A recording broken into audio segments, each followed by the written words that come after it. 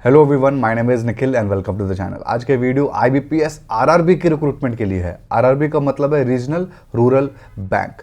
नाम से आपको पता चल रहा होगा कि ये नौकरी जितने भी थोड़े से पिछड़े ब्रांचेस होते हैं ना उसके लिए है। पिछड़े का क्या मतलब है? कोई भी बड़ा राज्य हो सकता है, जैसे महाराष्ट्र जैसा बड़ा राज्य हो सकता है, उसमें ऐसे भी हो सकते हैं सिटीज जो थोड़े से पिछड़े एरिया, जो बैकवर्ड एरिया है, ठीक है, वहां पे कोई ब्रांच होगा, उसके अंदर जो मैनेजर होगा, जो क्लर्क होगा, उसकी रिक्रूटमेंट है ये एक ऐसी नौकरी है जिसके अंदर इंग्लिश की कोई रिक्वायरमेंट नहीं है। एक नंबर का आपका इंग्लिश नहीं है। अगर आपको हिंदी नहीं आती है, आपको आपकी रीजनल लैंग्वेज आती है, सपोज आपको सिर्फ कन्नड़ अच्छे से आता है, तो आप कन्नड़ भाषा में भी पेपर दे सकते हो। तो बहुत खूबसूरती है इस नौकरी की। इसके अंदर ऐसी नौकरी भी हैं जिसके अंदर सिर्फ और सिर्फ सिंगल एग्जामिनेशन है। क्लर्क है, यहाँ पे पीओ है। ऐसा आईबीपीएस के जैसे इसके अंदर क्लर्क और पीओ अलग से नहीं होता। आरआरबी के अंदर क्लर्क, पीओ, ऑफिसर यानी एसओ सब कुछ इकट्ठा हो जाता है। तो इकट्ठा ही नोटिफिकेशन निकला हुआ है और सारी डिटेल आज के इस वीडियो में हम लोग देखने वाले हैं। आईबीपीएस आरआरबी पीओ क्लर्क, इसीलिए यहाँ पे इकट्ठा लिखा हुआ है। क्लर्क के बाद आप एसओ भी बल्कि लिख लो, क्योंकि इसके अंदर जो आपके स्पेशलिस्ट ऑफिसर है ना, उसकी भी रिक्रूटमेंट इसी के अंदर हो जाएगी, ठीक है। और आरआरबी का मतलब यहाँ पे लिखा गया है। इन सारे पॉइंट्स पे हम आज के वीडियो में डिस्कशन करने वाले हैं। पोस्ट के ट्रेंड भी देखेंगे कई साल के, और कट ऑफ के भी हम लोग ट्रेंड देखेंगे कई साल के, ठीक है। बाकी इन सारे पॉइंट्स पे हमारी डिस्कशन होगी। सबके लिंक आपको डिस्क्रिप्शन में मिल जाएगी। ट्रेंड्स हो या नोटिफिकेशन हो या फिर अप्लाई ऑनलाइन करने का लिंक हो, गलत लिंक के थ्रू मत अप्लाई कर देना। कोई पैसा भी ले लेगा, आपका पैसा मर जाएगा और आप अप्लाई भी नहीं कर पाओगे, क्योंकि ये बहुत फेक लिंक चल रही हैं, ठीक है। तो सही लिंक के थ्रू ही करना, ठीक है। कोर्स के बारे में आपको बताऊंगा आईबीपीएस आरआरबी के, जो कि बहुत सस्ता और बहुत ही बेहतरीन है। बट पहले हम लोग डेट देख लेते हैं। डेट की बात करते हैं तो देखिए, आज ही के दिन 1 जून को इसका नोटिफिकेशन निकला है। इसका शॉर्ट नोटिफिकेशन 31 की रात को निकल गया था, बट आज इसका फुल नोटिफिकेशन निकल गया है। और 21/6/2023 इस फॉर्म को भरने का आखिरी डेट है। तो सिर्फ 20 दिन आपको मिल रहे हैं फॉर्म को अप्लाई करने के लिए। पेमेंट करने के लिए भी यही आपका आखिरी डेट है, ठीक है। इसके बाद आपका प्रीलिम्स का कॉल लेटर जुलाई अगस्त में आ जाएगा, और अगस्त में आपका प्रीलिम्स एग्जामिनेशन हो जाएगा। तो सितंबर में ही आपके जो क्लर्क और पीओ है उसके मेंस एग्जामिनेशन का, और आपका जो सिंगल एग्जामिनेशन वाली नौकरी है उसका आपका एडमिट कार्ड भी निकल जाएगा और आपका एग्जामिनेशन भी हो जाएगा, ठीक है। रिजल्ट आपका अक्टूबर में निकलेगा। फिर इंटरव्यू का कॉल लेटर, अगर इंटरव्यू है उस पोस्ट में तो आपका इंटरव्यू का कॉल लेटर आएगा, और उसका इंटरव्यू भी अक्टूबर नवंबर में हो जाएगा। और जनवरी में आपके लोग ज्वाइनिंग करा देंगे, प्रोविजनल अलॉटमेंट करा देंगे, यानी 1 से 2 महीने के अंदर आपकी नौकरी लग रही होगी। तो ये है आपका इंपॉर्टेंट डेट। आपको समझ में आ गया। फीस की बात करें तो देखिए, यहाँ पे कई अलग अलग तरीके की नौकरियाँ। एक है आपका ऑफिसर स्केल 1 to 3 है, उसके बाद आपका ऑफिस असिस्टेंट है, ठीक है। तो इन दोनों का ही आपको अलग अलग एप्लीकेशन फीस है। 175 रुपये आपका SC ST फिजिकली हैंडीकैप्ड के लिए, 850 रुपये है आपका जनरल OBC और EWS के लिए। ऑफिसर स्केल 1 to 3 का भी आपका यही एप्लीकेशन फीस है। फीस देख ली, डेट देख ली। अब मैं आपको कोर्स के बारे में बताता हूँ। यहाँ पर देखो, बहुत बड़ा एग्जामिनेशन है, और ये ऐसा एग्जामिनेशन है जिसमें इंग्लिश है नहीं। पोस्ट भी बहुत ज़्यादा है आईबीपीएस पीओ के कंपैरिजन में। तो यहाँ पर अड्डा 24/7 का कोर्स मैं आपको रिकमेंड करता हूँ। आपको सबसे पहले बता दूँ, जो 1 जून है यही सेल की डेट है, क्योंकि आज के दिन ही आप इसका सेल ऑप्ट कर सकते हो। इसके बाद आपको ये डिस्काउंट नहीं मिलने वाला है, और ये 6+6 मंथ वाली वैलिडिटी भी नहीं मिलने वाली है। इसके बारे में आपको डिटेल में बताता हूँ। सबसे पहले आप समझ लीजिए कि आपको कोर्स में क्या मिलने वाला है। आपको प्रीलिम्स से लेकर के इंटरव्यू तक हर एक चीज का थॉरो यहाँ पे कोर्स मिलने वाला है। यानी प्रीलिम्स का, मेंस का, क्लर्क और पीओ दोनों की बात कर रहा हूँ आपको। प्रीलिम्स, मेंस प्लस आपका इंटरव्यू भी। और ऐसे नॉर्मल इंटरव्यू नहीं, आप नीचे आ जाओ, यहाँ पे देखो आपका ऑफलाइन इंटरव्यू होगा। ये नहीं कि आपका ऑनलाइन कनेक्ट करके छोड़ देंगे, ऑफलाइन आपका इंटरव्यू लेगी अड्डा 24/7 की टीम। उसके बाद आपका यहाँ पे लाइव क्लासेस हैं, आपको DPP मिलेगी यानी प्रैक्टिस शीट्स मिलेगी, टेस्ट सीरीज मिलेगा, क्रैश कोर्स है, इसके अंदर हैंड रिटन नोट्स है। आपको 200 घंटे से ज़्यादा प्रीलिम्स के लाइव क्लास मिलेगा, 400 घंटे से ज़्यादा आपका मेंस का लाइव क्लास मिलेगा, 30 से ज़्यादा आपका आवर्स ऑफ इंटरव्यू प्रिपरेशन होगा, 700+ आपका स्पेशल डिज़ाइंड वीडियो है इनके पास मेंस की प्रिपरेशन के लिए, ठीक है। और 24 घंटे आप अपने रिकॉर्डेड क्लास का एक्सेस तो कर ही सकते हो। तो ये बहुत ही बेहतरीन कोर्स है। कूपन कोड आपका KNI77 है। अब मैं आपको बताता हूँ कैसे कूपन कोड यूज़ करके आप सस्ते में इस कोर्स को ले सकते हो। साथ ही में आज के दिन आपको डबल वैलिडिटी मिलेगी, यानी अगले साल जो आपका, अगर आप इस साल नहीं निकलता भगवान ना करे, तो अगले साल भी आपका लगभग कोर्स काम आ जाएगा। आप अपने फ़ोन में अड्डा का ऐप खोल लो। तो अड्डा का ऐप आपने डाउनलोड नहीं किया तो डाउनलोड कर लेना और नीचे दिए गए लिंक पे क्लिक करना। तो आप जैसे लिंक पे क्लिक करोगे आप ये सामने वाले पेज पे आ जाओगे। पेज पे आते ही आपको इस सामने बहुत सारे कोर्स दिख रहे होंगे, लेकिन आपको डबल वैलिडिटी वाला 2172 वाले पे क्लिक करना है। ये आपका IBPS RRB PO clerk pre mains हर एक चीज का आप यहाँ पे सारे फीचर्स देख सकते हो। हर एक चीज की तैयारी आपकी कराएगा। इसको कैसे सस्ते में ऑप्ट करना है, ये कूपन पहले से लगा हुआ है, इसको रिमूव करना। आप यहाँ पे टाइप करो KNI77, इसको आप अप्लाई कर दो। अप्लाई करने के बाद यहाँ पे आप टिक कर दो, अपना कॉइन को यूज करो और सिर्फ 1900 रुपए में आप प्री मेंस और इंटरव्यू सबकी तैयारी यहाँ पे कर पाओगे। और ऐसे बच्चे जो कि चाहते हैं फ्री में क्लासेस मिलें तो अड्डा 24/7 के यूट्यूब चैनल पे जो ऑफिशियल है वहाँ पे आपकी फ्री क्लासेस भी चलती है। बहुत सारे कोर्सेज होते हैं वहाँ पे। IBPS RRB का भी कोर्स वहाँ पे हो रहा है फ्री में, तो उसकी भी लिंक मैं आपको डिस्क्रिप्शन में दे दूंगा। उस लिंक पे आप क्लिक करना, आप पेज पे चले जाओगे उनके चैनल के और वहाँ पे आप फ्री कोर्स भी ऑप्ट कर सकते हो। तो फ्री भी मैंने आपको बता दिया, पेड भी बता दिया, दोनों आपके ऊपर डिपेंड करता है। तो हमने एप्लीकेशन फीस और डेट्स तो देख ही लिए थे। अब हम लोग आ जाते हैं नेक्स्ट पेज पे। ये गलती से यहाँ पर लग गया है, आपका एज के रिलैक्सेशन का ये पेज है। अभी बताता हूँ कि एज के रिलैक्सेशन इसके अंदर है। जनरल आप छोड़ करके, EWS छोड़ के OBC SC ST physically handicapped ex serviceman का जो जैसा होता है वैसा यहाँ पर आपको मिलने वाला है। पोस्ट की डिटेल देख लेते हैं कि आखिर पोस्ट कितनी सारी आई हुई है और यहीं पर आपको पता चल जाएगा कि कितने अलग अलग तरीके की नौकरियां हैं यहाँ पे। सबसे पहले आप लोग देख लो ऑफिस असिस्टेंट मल्टीपर्पस। तो ये मल्टीपर्पस वाली जो जॉब है इसमें 5538 यानी यही आपकी क्लर्क वाली पोस्ट है। ऑफिसर स्केल 1 की बात करें तो ये आपकी PO की पोस्ट है, जो नॉर्मल PO की पोस्ट है। ठीक है, इसके बाद आपकी ये जितनी भी पोस्ट दिख रही है ना सारी आपकी SO की है, ये 332 वाली छोड़ के। SO का मतलब है स्पेशलिस्ट ऑफिसर का। ठीक है, यानी सबके लिए आपको अलग अलग कुछ क्वालिफिकेशन चाहिए इन सारों के अंदर। बस बाकी जो आपके ये 3 जो है मेन जो है, इन तीनों को छोड़ करके आपको सब में अलग अलग एजुकेशन क्वालिफिकेशन चाहिए। और ये सारी जो बाकी नौकरियां हैं ना जिसमें एजुकेशन क्वालिफिकेशन चाहिए, ये हायर क्वालिफिकेशन वाली नौकरियां भी हैं। पोस्ट की बात कर रहे थे तो यहाँ पर हम लोग देख लेते हैं 8612 पोस्ट है। तो क्या ये ज़्यादा पोस्ट है या फिर कम पोस्ट है? ट्रेंड देख लेते हैं हम लोग। आपके सामने ट्रेंड अवेलेबल है 2018 से 2022 तक का 5 साल का ट्रेंड आपके सामने आप देख सकते हो। 10,120 2018 में थी, 8,419 में था, 10,493 आपका 22 में था, 13,201 आपका 2021 में था और 8,106 आपका 2022 में था। और इस बार कितना है आपका 8,612 पोस्ट टोटल निकला हुआ है। और ये सारे पोस्ट जो है ये बढ़ने के बाद की है। जैसे 13,200 है ना, ये पहले नहीं था, ये आपका कम था, बाद में सीट्स आपकी बढ़ गई इसके अंदर। तो आप देख सकते हो 2021 में सबसे ज़्यादा पोस्ट आए हुए थे। तो अब आपके दिमाग में डाउट आ रहा होगा, सर इतनी सीट्स कम हो गई है या फिर सीट्स इतनी ज़्यादा डिफर कर रही हैं तो क्या कट ऑफ में भी इसका आपको डिफरेंस देखने को मिलता है? ये भी देख लेते हैं। तो हम देख लेते हैं कट ऑफ के अंदर इसका क्या इम्पैक्ट देखने को मिलता है। सबसे पहले हम देख लेंगे PO का ही कट ऑफ। PO के कट ऑफ से पहले आप सीट्स देख लो कि ओरिजिनल कितनी सीट्स निकली थी थ्रू आउट 2018 से 23 तक। अभी 2485 है, 2759, 4703, 3800, 3315, 3312 आपकी ये निकली थी ओरिजिनल। जो आपको यहाँ पर दिख रहा है ना सीट्स बढ़ करके हुई, ये आपकी ओरिजिनल नोटिफिकेशन में इतनी सीट्स निकली हुई थी। तो यहाँ पे आप कंपैरिजन कर लो क्या है। इसके अंदर दिख रहा होगा 2021 में सबसे ज़्यादा आपकी पोस्ट निकली थी 4,700। तो सबसे कम कट ऑफ होना चाहिए यहाँ का। तो हम देख लेते हैं कितना था कट ऑफ। तो 2021 याद है, 2021 का है, तो 2021 का कट ऑफ देख लेते हैं। तो आप देख सकते हो आंध्र प्रदेश में, हाँ इसके अंदर कट ऑफ राज्यों के हिसाब से निकलता है। 52.5 आपका कट ऑफ है। यहाँ पर आप देख सकते हो कट ऑफ बाकी सबका इससे लगभग ज़्यादा ही है। लेकिन ऐसा होता नहीं है। आप नीचे देखोगे तो 45 है, यहाँ पर देखो 41 था।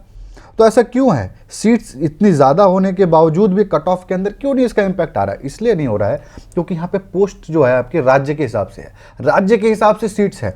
हो सकता है गुजरात के अंदर सीट्स आपकी ज़्यादा हो, समझ रहे हो? टोटल सीट्स भले कुछ हो सकता है कम हो ज़्यादा हो, लेकिन गुजरात के हो सकता है बहुत ज़्यादा हो, तो वहाँ का कट ऑफ कम चले जाएगा। समझ रहे हो आप? तो आपको ओवरऑल सीट से डरना नहीं है, खुश नहीं होना है। आपको अपने राज्य में अप्लाई करना है और ये कट ऑफ को नज़र में रखना है कि इतना आपको जो मैक्सिमम आया होगा इसके अंदर, जैसे इसके अंदर आपका 58 आया था, तो 58 आपको लेके चल रहा है कि ये कट ऑफ हमको मिलने वाला है। आपको समझ में आया? कट ऑफ का ट्रेंड आपने देखा और आपने पोस्ट का भी ट्रेंड देखा कि इसके हिसाब से कितनी ज़्यादा पोस्ट निकली हुई है। और इलेक्शन का ईयर है तो ये हो सकता है कि आपकी पोस्ट बढ़ जाए, बहुत ज़्यादा बढ़ने के चांसेस है। तो पोस्ट के ऊपर डिसीजन अब मत लेना, फॉर्म भर देना, ठीक है? हाँ, पोस्ट की हमने बात कर ली है सारी। अब हम लोग आ जाते हैं हमारे पास यहाँ पर मेन पॉइंट के ऊपर। मेन पॉइंट ये है कि यहाँ पर टोटल हमारे पास 43 RRBs है। आपको यहाँ पे इंपॉर्टेंट बात बता दो, ये जो नौकरी है ये ऐसे नहीं है कि आपकी पूरी ऑल ओवर इंडिया की नौकरी है। जिस आरआरबी में आप अप्लाई कर रहे हो, जिस राज्य में अप्लाई आप कर रहे हो, उसी राज्य में आपकी नौकरी रहेगी, उसी राज्य में आप रहोगे। आईबीपीएस पीओ के थ्रू आप भरते हो तो पूरे देश में आपकी कहीं पर भी पोस्टिंग होती है और कहीं पर भी आप रहते हो, और स्पेशली आप अच्छे शहरों में रहते हो। यहाँ पर क्या होगा, ज़्यादातर चांस है आपकी पिछड़े एरिया में रहोगे, लेकिन आपकी हो सकता है कि ब्रांच में पोस्टिंग हो जाए, कोई ज़रूरी नहीं है। तो ब्रांच में हो जाओगे तो आप अच्छी जगह रह रहे होगे, लेकिन ज़्यादातर चांस होता है कि आप पिछड़े एरिया में रहोगे। तो यहाँ पर 43 आरआरबीज़ में डिवाइडेड है। 43 आरआरबीज़ में आपको कोई भी आरआरबी मिल सकता है, मतलब आप जिसमें अप्लाई करोगे उसी के अंदर मिलेगा आपके पास ही, लेकिन 43 आरआरबी का ऑप्शन है। लेकिन यहाँ पे फॉर्म भरते वक्त ध्यान से सुनना है कि जिस भी आरआरबी से आप भरोगे वहाँ की भाषा आपको आनी चाहिए, और वही हमारा नेक्स्ट पॉइंट है। आप देख लो यहाँ पे, मैं स्क्रीन से हट जाता हूँ और आपको दिखाता हूँ अच्छे से इसको। आप यहाँ पर देखो आरआरबी की नाम है, यहाँ पे ये इसका हेड ऑफिस कहाँ है वो लिखा है, और स्टेट कौन सा है, और इसकी जो भाषा है वो आपको आनी चाहिए। नहीं आती होगी आप फॉर्म नहीं भर सकते हो। समझ में आपको, जैसे आपका ये है आंध्र प्रदेश ग्रामीण विकास बैंक, ये बैंक का नाम हो गया। आपका वारंगल इसका हेड ऑफिस है, आपका वारंगल में हो गया। वारंगल अच्छा शहर है तो वहाँ पर आपको कोई प्रॉब्लम नहीं होगी, लेकिन आपको पिछड़े एरिया में भी हो सकता है। ठीक है, स्टेट आपका तेलंगाना है, तेलंगाना में आपकी पोस्टें रहेगी। तेलुगु भाषा आपको आनी चाहिए, नहीं आती होगी तो आप नहीं भर सकते इस राज्य के लिए। समझ में आया आपको, ऐसा ही आपको देखना है। अरुणाचल प्रदेश आप देख लो, अरुणाचल प्रदेश राज्य में रहोगे, इंग्लिश भाषा आपको आनी चाहिए। तो ऐसे ही आपको सारे यहाँ पे भाषाएं दिख रही होंगी, सारी भाषाओं आपको आनी चाहिए। जहाँ पर अभी अप्लाई आप कर रहे होगे, आप किसी एक ही जगह पे अप्लाई कर सकते हो और वहाँ की भाषा आपको आनी चाहिए। अब दिख रहा होगा आपको, तो बहुत सारी जगहों पे हिंदी इंग्लिश मल्टीपल भाषा भी लिखा हुआ है, तो इसमें से सारी आने की ज़रूरत नहीं है, कोई एक आता होगा तो भी आपका काम चल जाएगा। ठीक है, कोई एक आना है आपको, ये नहीं कि सारी है कि सारी आनी है। जैसे आपके JNK के अंदर तो देखो कितने सारे भाषाएं हैं, तो इसमें से कुछ भी आता होगा तो आपका काम चल जाएगा, आप वहाँ पे अप्लाई कर सकते हो। समझ में आया आपको, तो ये एक बहुत इंपॉर्टेंट डिटेल था जो आपको समझना ज़रूरी है। अब आपका डाउट ये आ रहा होगा कि क्या मल्टीपल यहाँ पे पोस्ट अप्लाई कर सकते हैं, मतलब क्या क्लर्क का भी फॉर्म भर दूँ, PO का भी भर दूँ, क्या ऐसा करा जा सकता है? बिल्कुल कर सकते हो। आप क्लर्क का भी भर दो, PO का भी भर दो, आप 2 टोटल पोस्ट अप्लाई कर सकते हो। PO का मतलब है ऑफिसर लेवल, ऑफिसर लेवल की या तो नॉर्मल स्केल 1 की या फिर नॉर्मल PO वाली पोस्ट आप भर सकते हो, या फिर और किसी ऑफिसर वाली पोस्ट आप भर सकते हो। मतलब ऑफिसर की जितनी भी आपकी वैकेंसी आई है उसमें से कोई आप एक ही भर सकते हो। आपको एलिजिबिलिटी क्राइटेरिया में पता चल जाएगा कौन कौन सी वैकेंसी आई है। और क्लर्क की तो एक ही वैकेंसी है, और क्लर्क भी अप्लाई कर सकते हो। तो आपको 2 फॉर्म भरना पड़ेगा, 2 बार फी पेमेंट करनी पड़ेगी, बट आप 2 अलग अलग आरआरबी से भी भर सकते हो। अलग अलग आपका कट ऑफ निकलेगा, सब कुछ अलग अलग होगा, एग्जामिनेशन के डेट भी अलग अलग होंगे। तो ये आपको समझ में आ गया है। ठीक है, ये चीज़ यहाँ पर लिखा हुआ है। अब हम एज के क्राइटेरिया के ऊपर आ जाते हैं। एज का क्राइटेरिया आप ध्यान से देख लो। ऑफिसर स्केल 3 यानी सीनियर मैनेजर की जो एज की रिक्वायरमेंट है 21 से 40 साल है। ठीक है, उसके बाद स्केल 2 यानी मैनेजर का 21 से 32 साल है। स्केल 1 यानी असिस्टेंट मैनेजर, ये आपका PO होता है, इसकी 18 से 30 साल है। और ये मल्टीपर्पस असिस्टेंट है यानी आपका क्लर्क, इसका 18 से 28 साल के बीच में है। और आपका यहाँ पर डेट भी लिख दिया कि आपकी उम्र इसके बीच में होनी चाहिए, ज़्यादा आगे पीछे नहीं होगी। आपकी जो उम्र काउंट है वो 1 जून से किया जाएगा, जो कि बहुत अच्छी बात है। ठीक है, और रिलैक्सेशन का मैंने आपको पहले बता दिया, रिलैक्सेशन तो यहाँ पे मिलता ही है। एजुकेशन क्वालिफिकेशन भी हम आ जाते हैं, अब आपको पता चलेगा यहाँ पे। सबसे पहले आप देख लो ऑफिस असिस्टेंट के बारे में, क्लर्क के बारे में। आपको बताया था मैंने, आप एक क्लर्क का पोस्ट भर सकते हो, एक ऑफिसर का, एक आप असिस्टेंट का भर दोगे, और इसके नीचे जितनी लिखी हुई ना उसमें से आप कोई एक ही भर पाओगे। आपको मैं भी बताता हूँ उसके बारे में। तो देखिए, क्लर्क के अंदर कोई ग्रेजुएट अप्लाई कर सकता है। लोकल लैंग्वेज आपको आनी चाहिए, जो लोकल लैंग्वेज के बारे में आपको बता चुका हूँ। ठीक है, बाकी इसके अंदर कोई क्राइटेरिया नहीं है। कंप्यूटर प्रोफिशिएंसी चाहिए इसके अंदर, लेकिन आपको कोई इसके लिए डिग्री की रिक्वायरमेंट या सर्टिफिकेट की रिक्वायरमेंट नहीं है। आपको ये चीज़ समझना है कि कोई भी ग्रेजुएट क्लर्क के लिए भर सकता है, कोई परसेंटेज का रिक्वायरमेंट नहीं है, क्या डिग्री है कोई फर्क नहीं पड़ता। फाइनल ईयर के बच्चे नहीं अप्लाई कर सकते इसके अंदर किसी भी पोस्ट में। ठीक है, जब ये फॉर्म निकला हुआ है ना, इसके फॉर्म के लास्ट डेट तक, तब तक आपका रिजल्ट आ जाता है, ऑनलाइन भी आ जाता है, तो आप भर देना, वरना आप नहीं भर सकते हो। ठीक है, बाकी परसेंटेज का कोई रिक्वायरमेंट नहीं है, करस्पॉन्डेंस वाले बच्चे भर सकते हैं। ग्रेजुएशन में आप कई बार फेल हुए थे फिर पास हुए थे तो भी आप चाहो तो अप्लाई कर सकते हो, तो असिस्टेंट वाले पोस्ट के लिए। और सेम आपका यही ऑफिसर स्केल 1 वाले के लिए भी है। लोकल लैंग्वेज आने चाहिए और कोई ग्रेजुएट अप्लाई कर सकता है। ये प्रेफरेंस वाला लिखा है ना, प्रेफरेंस इसको दिया जाएगा, एक कार्ड दो, कोई इसका मतलब नहीं है। प्रेफरेंस तो तब दोगे ना जो प्रीलिम्स और मेंस पास करेगा, पास ही नहीं करेगा तो क्या प्रेफरेंस दोगे, इसका कोई मतलब नहीं है। दोनों क्लर्क और PO की पोस्ट के लिए कोई ग्रेजुएट अप्लाई कर सकता है, क्या डिग्री है कोई फर्क नहीं पड़ता। अब हम लोग आ जाते हैं यहाँ पे। अब आपको बता दूं, क्लर्क का आपने भर दिया, सॉरी, हाँ, क्लर्क का आपने भर दिया। अगर आप ऑफिसर स्केल 1 चुन लेते हो तो आप नीचे वाली किसी भी पोस्ट में अप्लाई नहीं कर सकते, और अगर आप नीचे वाली किसी भी एक पोस्ट में अप्लाई करते हो तो ऑफिसर स्केल 1 यानी हमारी पीओ वाली जो पोस्ट है इसको आप नहीं अप्लाई कर सकते। यही मैं आपको बताना चाह रहा था कि आप ऑफिसर लेवल पे किसी एक ही पोस्ट को अप्लाई कर सकते हो। ठीक है, तो चलिए हम लोग आ जाते हैं हम अब नेक्स्ट वाली पोस्ट पे, जनरल बैंकिंग ऑफिसर। अगर आप इसके लिए एलिजिबल होगे ना तो मैं कहूँगा इसी वाली पोस्ट को भरना, इसका कट ऑफ कम जाता है। इसके अंदर भी कोई ग्रेजुएट अप्लाई कर सकता है जिसके 50% मार्क्स हो ग्रेजुएशन में, बस इतना ही रिक्वायरमेंट है एजुकेशन के अंदर। लेकिन एक्सपीरियंस में आपको 2 साल का एक्सपीरियंस चाहिए एज अ ऑफिसर किसी भी बैंक में। तो अगर आप किसी भी बैंक में काम करते हो, 2 साल का एक्सपीरियंस है, या फिर आप जुगाड़ कर सकते हो 2 साल का एक्सपीरियंस के सर्टिफिकेट का बैंक के अंदर, कोई भी बैंक के अंदर, और आपके 50% मार्क्स ग्रेजुएशन में है, तो आप अप्लाई कर दो। इसी पोस्ट के लिए करना ऑफिसर में, और किसी पोस्ट के लिए मत करना, इसका कट ऑफ बहुत कम जाता है। अब हम लोग आ जाते हैं एसओ के अंदर, स्पेशलिस्ट ऑफिसर के अंदर, यानी ऑफिसर स्किल 2 के अंदर। 2 अगर आप भर रहे हो, इसमें से कोई भर रहे होगे तो ये जीबीओ नहीं भर पाओगे आप, जनरल बैंकिंग ऑफिसर या फिर पीओ। बताया ना, इसमें से सारी जितनी पोस्ट आप बता रहा हूं ना आपको, इनमें से कोई एक ही अप्लाई कर सकते हो आप। तो हम लोग आ जाते हैं, अगर जीबीओ से भी आपको चाहिए कट ऑफ कम, तो अब हम नीचे वाली पोस्ट पे आ जाओ। अगर आप आईटी ऑफिसर के लिए अप्लाई कर रहे हो, तो अगर आपने बीटेक किया है इलेक्ट्रॉनिक्स कम्युनिकेशन के अंदर, कंप्यूटर साइंस के अंदर, इंफॉर्मेशन टेक्नोलॉजी के अंदर, 50% मार्क्स आपके पास हैं, तो आप अप्लाई कर सकते हो। 1 साल का आपको एक्सपीरियंस भी चाहिए, तो एक्सपीरियंस को आपको नज़र में रखना है। मैं स्क्रीन से हट जाता हूँ। उसके बाद आपके चार्टर्ड अकाउंटेंट की पोस्ट है, सीए जो है इस पोस्ट के लिए अप्लाई कर सकते हैं। 1 साल का एक्सपीरियंस यहाँ पर भी चाहिए। लॉ ऑफिसर चाहिए, लॉ की डिग्री 50% मार्क्स के साथ, और 2 साल का आपका एक्सपीरियंस चाहिए। ये सारा आपका एक्सपीरियंस बैंकिंग सेक्टर के अंदर ही होना चाहिए। ठीक है, आप इन तीनों पोस्ट में से, और ये 4 और 5 पोस्ट में से किसी एक ही पोस्ट के लिए अप्लाई कर सकते हो। अगर आप सीए हो तो सीए वाले पोस्ट के लिए ही अप्लाई करना, आपका कट ऑफ बहुत ही कम जाएगा। लॉ ऑफिसर भी और आईटी ऑफिसर भी। ठीक है, अब हम लोग नेक्स्ट पोस्ट पर आ जाते हैं।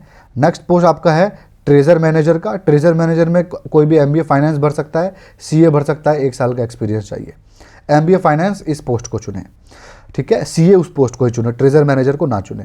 मार्केटिंग ऑफिसर के लिए एमबीए इन मार्केटिंग की डिग्री चाहिए, और आपका एमबीए इन फाइनेंस और एमबीए मार्केटिंग है ना, आपका मेजर सब्जेक्ट जो है ना, मेजर सब्जेक्ट फाइनेंस होना चाहिए या फिर मार्केटिंग होना चाहिए। माइनर होगा तो कोई फर्क नहीं पड़ता, आप नहीं भर सकते हो। मेजर सब्जेक्ट होना चाहिए, तभी आप अप्लाई कर सकते हो। 1-1 साल का एक्सपीरियंस इन दोनों में भी चाहिए।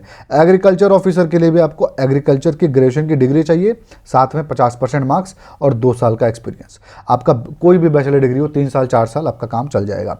ऑफिसर स्किल 3 के अंदर आ जाते हैं। इसके अंदर भी कोई ग्रेजुएट अप्लाई कर सकता है, 50% मार्क्स जिसके हो। ठीक है, लेकिन एक्सपीरियंस यहाँ पे 5 साल का आपको चाहिए एज अ ऑफिसर। 5 साल आप एज अ ऑफिसर आपका एक्सपीरियंस है, तो आप इस पोस्ट के लिए अप्लाई कर सकते हो। तो ये आपको समझ में आया सारा का सारा एजुकेशन क्वालिफिकेशन। इन सारे में से जितनी पोस्ट बताया ना ऑफिसर की, इसमें से किसी एक ही पोस्ट के लिए आप अप्लाई कर पाओगे। ये मैंने एक्सपीरियंस का चार्ट यहाँ पे बना दिया है, जिसके जो जो एक्सपीरियंस है ना, आप उसका स्क्रीनशॉट ले लो। एक्सपीरियंस का आपके सामने लिखा हुआ है कि इनके नो एक्सपीरियंस है, और ये बाकी जितनी यहाँ पर पोस्ट है, टोटल 10 पोस्ट है, इन सब के लिए क्या क्या आपका एक्सपीरियंस चाहिए वो सब यहाँ पर आपका लिखा हुआ है। ठीक है, सीए के लिए जरूरी नहीं है बैंकिंग सेक्टर में हो, कहीं पे भी होगा तो सीए अपना अप्लाई कर सकता है। सैलरी और प्रमोशन के बारे में बात कर ले तो देखिए, इसके अंदर मोटा मोटी इनहैंड सैलरी बताऊं, क्लर्क का 32,000 होगा, पीओ का आपका 52,000 होगा। आईबीपीएस पीओ और इसके अंदर क्या अंतर है, आईबीपीएस पीओ को क्यों ज़्यादा हो जाता है भाई? एचआरए मिलता है भर भर के आईबीपीएस पीओ को, 25,000 30,000 तक एचआरए मिल सकता है। अच्छे शहरों में 40-45,000 भी मिल सकता है, लेकिन ये गांव के शहरों में हो गया, एचआरए कम मिलता है, बहुत कम इसके अंदर एचआरए मिलता है। और भी आपको कुछ फैसिलिटीज़ कम मिलती है, लेकिन वो कुछ ज़्यादा इंपॉर्टेंट नहीं है उसका। साथ में प्रमोशन के अंदर क्या फ़र्क पड़ता है आपको दिखाता हूँ। अगर आपकी उम्र सही है और आप इस पोस्ट को अप्लाई कर रहे हो और बन जाते हो, तो आप आईबीपीएस ऑफिसर बनोगे स्केल 1 के। उसके बाद आपका स्केल 1 आप बनोगे ना, ये आपका ट्रेनिंग का नाम है। जैसे मैनेजमेंट ट्रेनिंग नाम होता है, प्रोबेशन ऑफिसर होता है, कोई पोस्ट नहीं होती है, ये आपकी ट्रेनिंग पीरियड का नाम होता है। उसके बाद आपकी पहली पोस्ट आपको मिलेगी असिस्टेंट मैनेजर। उसके बाद आपका पोस्ट है deputy manager, branch manager, senior branch manager, फिर chief manager, AGM, deputy general manager और जनरल मैनेजर तक मैक्सिमम ये लोग पहुंचते हैं। उसके बाद आईबीपीएस पीओ वाले टेक ओवर कर लेते हैं, आईबीपीएस पीओ वाले पहुंचते हैं। अगर आप कोई सीए हो या फिर आप लॉ ऑफिसर हो तो आप अपने डिपार्टमेंट में आगे बढ़ सकते हो, लेकिन जनरल बैंकिंग ऑफिसर में ये लोग थोड़ा सा कम आगे बढ़ते हैं। ये अपने डिपार्टमेंट के हेड बन जाते हैं, लेकिन ओवरऑल बैंक के हेड नहीं बन पाते हैं। उसके लिए आईबीपीएस पीओ या फिर प्राइवेट से वो लोग बंदा ले लेते हैं जिसको बनाते हैं। ठीक है, इसकी सैलरी का ब्रेकअप का आपको बता दूं तो देखिए 37,442 आपका एक्चुअली में क्लर्क का सैलरी होगा, लेकिन सब कुछ कट कुटा करके मैं आपको बता रहा हूँ 32 इन हैंड मिलेगा। ठीक है, पीओ का भी ऐसे 58 आपका होगा, लेकिन सब कुछ कट कुटा करके 52,000 आपका हाथ में मिल जाएगा। ठीक है, ये आपका हो गया सैलरी। एग्जामिनेशन पैटर्न पे आ जाते हैं तो देखिए क्लर्क के लिए जो हमारे पास पैटर्न है वो यहाँ पर सामने है, प्रीलिम्स, मेंस और आपका अलॉटमेंट, यानी आपका मेरिट लिस्ट। इसमें इंटरव्यू नहीं है, बाकी सारे के सारे पोस्ट के लिए प्रीलिम्स, मेंस, इंटरव्यू राउंड और आपका प्रोविजनल अलॉटमेंट है। और आपका अगर आपका जितने भी एसओ वाली पोस्ट है उसको भरते हो तो प्रीलिम्स आपके लिए नहीं है, सिर्फ मेंस है, इंटरव्यू है और प्रोविजनल अलॉटमेंट है। जितनी भी आपकी एग्जामिनेशन होगी सब में 1/4 नेगेटिव मार्किंग है, प्री मेंस दो, सिंगल हो एग्जामिनेशन हो, कुछ भी हो, सब में आपकी 1/4 नेगेटिव मार्किंग है। ठीक है, अब हम लोग पैटर्न देखते हैं, ध्यान से सुनना, यहाँ पे कंफ्यूज मत होना आप लोग। तो देखो मैं स्क्रीन से हट जाता हूँ, ऑफिस असिस्टेंट का सबसे पहले देख लेते हैं हम लोग। तो देखिए ध्यान से देखिएगा, सबसे पहले हम लोग प्रीलिम्स एग्जामिनेशन देखते हैं।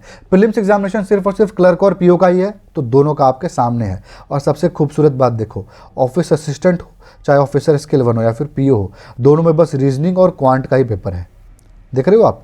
और एग्जामिनेशन के मीडियम में स्टार इसलिए मार्क हुआ है क्योंकि आप किसी भी भाषा में पेपर दे सकते हो, मैं आपको बताऊंगा भाषा के लिस्ट भी अभी। 40-40 क्वेश्चन, 40-40 मार्क्स, सॉल्व करने के लिए आपको 45 मिनट मिलेगा। 80 क्वेश्चन, 80 मार्क्स, दोनों के अंदर आपका यही है। और इंग्लिश का पेपर ही नहीं है। अब देख रहे हो, बोला था ना मैंने आपको कि इंग्लिश का पेपर देने की जरूरत ही नहीं है। कितनी खूबसूरत चीज़ है कि इंग्लिश का पेपर ही नहीं है इसके अंदर, तो बच्चों के लिए कितनी अच्छी बात है। लैंग्वेज के बारे में आपको बताऊंगा कौन सी भाषा में आप दे सकते हो अभी थोड़ी देर में। मेंस पे आ जाते हैं, क्लर्क और पीओ वाले पोस्ट के लिए मेंस में क्या होगा। अब मेरे को आप बोल रहे हो सर आप तो बहुत गद्दार और धोखेबाज आदमी हो, इंग्लिश कह रहे थे नहीं और यहाँ पे इंग्लिश लिखा आ रहा है, ये तो सर गद्दारी कर दी आपने। तो नहीं भाई, रुको जरा, सब्र करो, ऐसे नहीं है। इंग्लिश और हिंदी में से आपका ऑप्शन है, कोई भी आप एक पेपर दे सकते हो, ज़रूरी नहीं है कि आपको इंग्लिश देना है। इंग्लिश आपको नहीं आती है मत दो, आप हिंदी में पेपर दे दो, लेकिन इनमें से कोई एक भाषा आके आपको पेपर देना है मेंस एग्जामिनेशन में, क्लर्क हो चाहे पीओ हो, दोनों में। ठीक है, और बाकी आपके सारे जो एग्जामिनेशन है ना उसके अंदर स्टार मार्क है, यानी बाकी सारे एग्जामिनेशन का जो आपका लैंग्वेज है वो आप चुन सकते हो, वो मैं आपको बताऊंगा कौन कौन से लैंग्वेज है, अभी इसके बाद ही बताऊंगा। मेंस का पैटर्न देख लो, रीजनिंग, कंप्यूटर साइंस, रीजनिंग देख लो 40 क्वेश्चन 50 मार्क्स, दोनों का एकदम सेम है। कंप्यूटर नॉलेज 40 क्वेश्चन आपके 20 मार्क्स, इसका भी सेम ही है आपका। General awareness 40 question 40 marks, English का आपका 40 क्वेश्चन 40 मार्क्स, हिंदी में 40 क्वेश्चन 40 मार्क्स। हिंदी इंग्लिश में से कोई आपका एक ही होगा तो आप उसको 40 ही नंबर जोड़ो। ठीक है, दोनों में से कोई आपको एक चुनना है। और न्यूमेरिकल एबिलिटी 40 क्वेश्चन 50 मार्क्स, तो 200 क्वेश्चन 200 मार्क्स सॉल्व करने के लिए 2 घंटा मिलेगा आपको। यहाँ पर भी 200 क्वेश्चन 200 मार्क्स सॉल्व करने के लिए आपको 2 घंटा मिलेगा। एक ही जैसा पैटर्न है, लेवल अलग है। आईबीपीएस क्लर्क के जैसा इसका होगा, आईबीपीएस पीओ के जैसा इसका होगा। ठीक है, थोड़ा सा लेवल कम ही होगा, आईबीपीएस पीओ से थोड़ा सा लेवल कम होगा और इसका क्लर्क से थोड़ा सा लेवल कम होगा, और कट ऑफ भी थोड़ा सा कम होता है, ऐसे बहुत ज़्यादा हाई कट ऑफ भी नहीं जाता है इसका। ठीक है, एक चीज आपको बता दूं, सेक्शनल कट ऑफ यहां पे है कि नहीं, तो आपको बता दूं प्रीलिम्स के अंदर भी यहां पर आपका सेक्शनल कट ऑफ है। ये पहले हुआ नहीं करता था, नए पैसे मैं देख रहा हूं ये सेक्शनल कट ऑफ इंक्लूड कर दिया गया है। ये मैंने आपको यहां पे मार्क कर दिया है कि सेक्शनल यानी हर सेक्शन में भी आपको पास होना है, और यहां पर भी आपको मेंस में भी हर सेक्शन के अंदर आपको पास होने की जरूरत है। टाइमिंग भले आपको नहीं मिल रही होगी, टाइमिंग इकट्ठा मिल जाएगी, लेकिन आपको पास होना है हर सेक्शन के अंदर। अब कब से लैंग्वेज की बात हो रही है, सर आप बता दो कौन से लैंग्वेज। लो सामने देखो, ये सारे 28 के 28 जो आपके हैं यहाँ पर स्टेट के हिसाब से आप चुन सकते हो कि आप कौन सी भाषाओं में पेपर आपको देना है। इंग्लिश और हिंदी सब में अवेलेबल है, इंग्लिश हिंदी तो सब में अवेलेबल है। और दूसरा आप देख लो, जैसे आप आंध्र प्रदेश से भर रहे हो तो तेलुगु में आपका ऑप्शन लिखा आ जाएगा, आसाम से भरे हो तो आसामी में आ जाएगा, गुजरात से भरे हो गुजराती में आ जाएगा, उर्दू में आ जाएगा, और जिसमें सिर्फ इंग्लिश हिंदी है ना उसमें सिर्फ और सिर्फ इंग्लिश हिंदी ही आएगा आपका। ठीक है, कन्नड़ कोंकणी आ जाएगा, मलयालम आ जाएगा। आप देख रहे हो, यही आपके पास लिस्ट है, स्क्रीनशॉट ले लेना। इन भाषाओं में भी आप अपना पेपर दे सकते हो, प्रीलिम्स और मेंस। ये हो गया हमारा नॉर्मल पीओ क्लर्क का। अब हम आ जाते हैं सिंगल एग्जाम वाले नौकरी के ऊपर। सिंगल एग्जाम वाली नौकरी आपकी ये सामने है। सिंगल एग्जाम वालों में देख लीजिए, जनरल बैंकिंग ऑफिसर का, देखिए सबका इसके अंदर पैटर्न एक ही जैसा है, आपको एक बताऊंगा, बाकी अपने आप समझ जाना। रीजनिंग के अंदर सेम आपका 40 question 50 mark, computer knowledge, finance, English और हिंदी। यहाँ पर भी इंग्लिश और हिंदी में आपका ऑप्शन है, इसके अंदर हर एक जगह पे इंग्लिश हिंदी में ऑप्शन है, आप चुन सकते हो। ठीक है, और सेम आपका 200 क्वेश्चन 200 मार्क्स है और आपको 2 घंटा मिलेगा। और जो आपका जनरल बैंकिंग ऑफिसर वाला पेपर है, इसके अंदर प्रोफेशनल नॉलेज का पेपर नहीं है, लेकिन इसके नीचे आप जितने भी एसओ वाला देखोगे ना उन सब के अंदर आपको प्रोफेशनल नॉलेज का पेपर होगा, यानी जो आप डिग्री होगी ना उसके आपके क्वेश्चन यहाँ पे आएंगे, और उसी के आपके यहाँ पे 40 नंबर बढ़ गए हैं, दिख रहा है ना, 40 नंबर बढ़े हुए उसी के दिख रहे हैं आपके, सॉरी 40 क्वेश्चन बढ़े हुए, 240 क्वेश्चन इसके अंदर आ रहे हैं। ठीक है, और यहाँ पर एसओ वाली जो पोस्ट है इसके अंदर आपको भाषाओं का ऑप्शन नहीं मिलेगा, आपको सिर्फ और सिर्फ हिंदी इंग्लिश में ही चुनना पड़ेगा।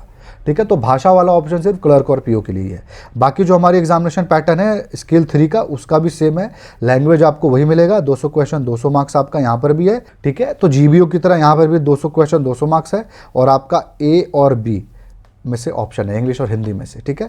एसओ वाली पोस्ट तो सारी की सारी एसओ वाली पोस्ट यहाँ पे आ गई, सीए हो, लॉयर हो, कुछ भी हो। और बाकी जो हमारी जो मैनेजर वाली पोस्ट थी वो भी तो जनरल बैंकिंग ऑफिसर वाली पोस्ट थी, उसके अंदर कोई डिग्री नहीं चाहिए थी, कोई ग्रेजुएट अप्लाई कर सकता था, इसलिए प्रोफेशनल नॉलेज का पेपर इसके अंदर नहीं है आपका। समझ में आया आपको? तो ये आपकी हो गई सारी की सारी एलिजिबिलिटी क्राइटेरिया खत्म। अब हम लोग देख लेते हैं कि मेरिट लिस्ट किसके ऊपर बनेगा। तो देख लो, असिस्टेंट का मेरिट लिस्ट सिर्फ और सिर्फ मेंस एग्जामिनेशन पे होगा, और बाकी सबका मेरिट लिस्ट आपका मेंस एग्जामिनेशन और इंटरव्यू के ऊपर होगा। ये चीज़ यहाँ लिखी हुई है। बुक के बारे में आ जाते हैं कि भाई किताब कौन सी हम लोग ले। देखिए मैं आपको बता दूं, ध्यान से सुनिए। कोर्स आपने परचेस किया हुआ है ना, तो वहाँ से मटेरियल मिल जाएगा, आप वहाँ से आपका काम चल जाएगा, मत लो कोई किताब और। लेकिन हाँ, एक किताब लेना होगा, मैं आपको बताऊंगा कौन सी किताब आपको लेना है। कोर्स के बावजूद वो किताब आपके बहुत काम आएगी। बट आप कोर्स नहीं कर रहे हो, कोर्स नहीं चुन रहे हो, तो आपको क्या करना है, यहाँ पर आप देख लो। यहाँ पर आपको किताब परचेस करनी है, अलग अलग जो भी आप तैयारी कर रहे होगी उसके हिसाब से। ऑफिस असिस्टेंट के क्लर्क का ही आपका फोकस होगा तो ये चुनना, और ऑफिसर ग्रेड 1 का किताब ये चुनना। अगर आपको लग रहा होगा कि भाई क्लर्क और ऑफिसर दोनों आपको तैयारी करनी है, तो ऑफिसर वाली किताब ले लेना, क्लर्क वाली किताब लेने की जरूरत आपके पास नहीं पड़ेगी, क्योंकि क्लर्क वाली किताब का काम ऑफिसर वाला ही किताब कर देगा। बाकी आपका अगर ऑफिसर स्किल 2 और 3 वाली पोस्ट के लिए चाहिए तो आपको ये वाली किताब लेनी पड़ेगी। ये तीनों ही बुक्स की लिंक मैं आपको डिस्क्रिप्शन में दे दूंगा। ये तो हो गई सिंगल किताब की बात। अब हम लोग आ जाते हैं प्रैक्टिस सेट, जो मेरे हिसाब से आपको लेना ज़रूरी है, कोर्स भी लेने के बावजूद भी ज़रूरी है, और ऐसे भी आपको लेना चाहिए। 3 ऑप्शन दूंगा। सबसे पहला ऑप्शन 31 आपके प्रीवियस ईयर पेपर इसके अंदर है। Officer skill 1 and office assistant का प्रीलिम्स और मेंस का दोनों का इसके अंदर पेपर है। सॉल्व पेपर है 2013 से अब तक का। भाई बहुत अच्छी किताब है, मैं क्या बताऊं, लिंक डिस्क्रिप्शन में अवेलेबल है, ठीक है। ये किताब हो गई आपकी बेस्ट। दूसरा आपके पास ऑप्शन है, अगर आपने पुरानी किताब आपके पास ये पढ़ी होगी ना, ये मैंने पिछले साल भी रिकमेंड की थी, तो आपका काम चल जाएगा। हाँ अच्छा, ये तीनों किताब मैं बता दूं, अगर आपने IBPS पीओ, SBI पीओ या फिर कोई भी बैंकिंग की किताब परचेस की थी, गाइड मेरी रिकमेंड की हुई, तो आपका काम चल जाएगा। इनमें से कोई लेने की जरूरत नहीं, यहाँ पर भी काम आ जाएगा, ठीक है। और आपकी ये किताब पिछले साल होगी तो ये भी काम आ जाएगी, नहीं लेने की जरूरत नहीं है। अब हम लोग आ जाते हैं वो किताब के ऊपर जो आपको टॉप करा सकती है, आपको मनचाहा स्टेट दिला सकती है, और आपकी सिर्फ यही नहीं कोई भी बैंकिंग सेक्टर में काम आएगा, वो है आपकी ये किताब। इनको मैं बेस्ट बुक मानता हूँ। इसमें से कोई आप एक भी ले सकते हो चाहो तो, जो वीक होगा, और आप इसका कॉम्बो भी ले सकते हो। 99, 99, 93 इंग्लिश के अंदर और 74 आपका जनरल बैंकिंग अवेयरनेस के अंदर आपकी एक कवर है। सारे के सारे प्रीवियस ईयर पेपर्स इसके अंदर दिए हुए हैं। आप देख रहे हो 4800 प्लस क्वेश्चंस, देख रहे हो 4200 प्लस क्वेश्चंस इसके अंदर अवेलेबल है। ये आपकी बुक तो रामबाण है। अगर आप बैंकिंग सेक्टर के लिए ही बने हो, आपको बैंकिंग की नौकरी करनी है, तो ये किताब आप ले लो। इससे अच्छी कोई बुक ही नहीं है। तो ये किताबें वो थी जो आप कोर्स के बावजूद भी परचेस कर सकते हो, और कोर्स नहीं लियो तो अब तो परचेस करना ही है। इन तीनों में से आप अपना ऑप्शन ले लो, कितनी पढ़ाई आप कर सकते हो उसके हिसाब से। और आपकी पढ़ाई के लिए गाइड नहीं चाहिए। सिंगल किताब की बात करें तो रीजनिंग किताब आप परचेस कर लो, शॉर्टकट इन रीजनिंग। अगर आप SSC की तरफ हो, RRB ऐसे ही भर रहे हो, क्योंकि इसके अंदर इंग्लिश नहीं है, ये किताब आप रहने दो। इसकी जगह आप वर्बल नॉन वर्बल परचेस कर लेना है शांत की, अगर आप सिर्फ और सिर्फ बैंकिंग वाले ही बंदे हो तो, ठीक है। क्वांट के लिए अगर आप SSC वाले बंदे हो तो फास्ट ट्रैक अर्थमेटिक ले लेना, और यहाँ पर ऐसे ही आए हो कि भाई RRB भी भर देता हूँ, तो आप ये भर देना, वरना एसेंशियल क्वांट ले लो। बैंकिंग के लिए तो ये ज़्यादा अच्छी बुक है, ठीक है। बैंकिंग अवेयरनेस के लिए किताब आपके पास पहले से होगी, इतने साल से कह रहा हूँ, तो ये बुक आपने ले ही ली होगी। और कंप्यूटर के लिए आपके पास ये किताब होगी, सबकी लिंक आपको डिस्क्रिप्शन में मिल जाएगी। आपको बता दूँ, इकोनॉमिक्स की क्लास पढ़ी है मेरे चैनल पे, इकोनॉमिक्स की, और आपकी इकोनॉमिक्स सर्वे की क्लास पढ़ी हुई है। PDF भी पढ़ा हुआ है मेरे टेलीग्राम चैनल पर। टेलीग्राम के चैनल पर जाओ, नो निखिल सर्च कर लो, वहाँ पर आपको सारे PDF सब कुछ मिलता रहता है। EPFO वाले बच्चे इस फॉर्म को भर सकते हैं, और DDA वाले बच्चे कन्फ्यूज हो रहे होंगे, DDA की तैयारी करें कि इसके करें, तो मैं DDA को चुनूंगा। DDA ज़्यादा अच्छी नौकरी है, ठीक है।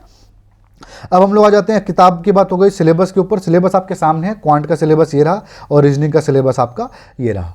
बस यही सिलेबस है, ज़्यादा इसके अंदर कुछ नहीं है। आपको प्रीलिम्स का सिलेबस दिखाऊंगा बस। कट ऑफ के बारे में हम लोग देख लेते हैं। कट ऑफ आप देख लो, IBPS RRB PO का कट ऑफ आपके सामने है।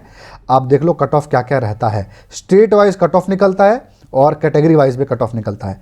आप देख सकते हो बिहार जैसे राज्य के अंदर भी 56 कट ऑफ है, तो आप समझ सकते हो कट ऑफ बहुत ज़्यादा इसके अंदर हैवी नहीं रहता है, ठीक है। तो आपके सामने है, देख रहे हो किसी किसी राज्य में कम कट ऑफ भी रहता है। आप देखो यहाँ पे 36 है कर्नाटका के अंदर, है ना। और ये पीओ का बता रहा हूँ, क्लर्क का नहीं, पीओ का कट ऑफ मैं आपको दिखा रहा हूँ। तो आप देख सकते हो कट ऑफ बहुत ज़्यादा भी नहीं रहता है। ईडब्ल्यूएस भी यहाँ पे बहुत हेल्प नहीं कर रहा है। तो जनरल ईडब्ल्यूएस हो आप, चाहे ओबीसी के अंदर भी हो, आपका कट ऑफ नॉर्मली थोड़ा सा रहता है, ठीक है। तो आपके सामने कट ऑफ आपने देख लिया, और आप ये देख लो आईबीपीएस क्लर्क का कट ऑफ, तो ये आपके सामने कट ऑफ है। तो आप देख सकते हो क्लर्क का कट ऑफ थोड़ा सा कम ऑब्वियसली जाएगा ही जाएगा, क्योंकि उसका जो एग्जामिनेशन थोड़ा सा इजी होता है पीओ के कंपैरिजन में, इसलिए देख रहे हो यहाँ पे कट ऑफ ज़्यादा है और कट ऑफ वहाँ पे कम है, और कट ऑफ और कम हो जाएगा एसबीआई पीओ होता तो, ठीक है ना। तो इस हिसाब से मैं कह रहा था कट ऑफ कम है। चलिए, आपको और कुछ डाउट है तो can I apply for more than one post? बिल्कुल कर सकते हो, एक क्लर्क का और एक ऑफिसर का। किसी डिफरेंट स्टेट से अप्लाई कर सकते हैं क्या? कर सकते हो, डोमिसाइल का गेम नहीं है, बस भाषा आनी चाहिए। फाइनल ईयर के बच्चे नहीं अप्लाई कर सकते हैं बिल्कुल भी, ठीक है। Language problem in form, language का कोई नहीं भाई, जो लैंग्वेज आपको अप्लाई करोगे उसी लैंग्वेज से आपको एग्ज़ाम भी देना है, और उसी लैंग्वेज में आपका उसी राज्य भी आपको वही मिलेगा, ठीक है ना। तो राज्य, लैंग्वेज और एग्ज़ाम ये तीनों लिंक्ड है आपके। तो सब इन्फॉर्मेशन हमने देख लिया। आई थिंक आपको फ़ायदा मिला होगा इस वीडियो से। प्लीज़ वीडियो को लाइक करा करो यार, चैनल को सब्सक्राइब करो। यहाँ तक देखे हो तो चैनल को पक्का सब्सक्राइब करके जाना, अच्छे से कमेंट भी आप कर सकते हो, और कोई फ़ायदा मिला होगा तो। Thank you.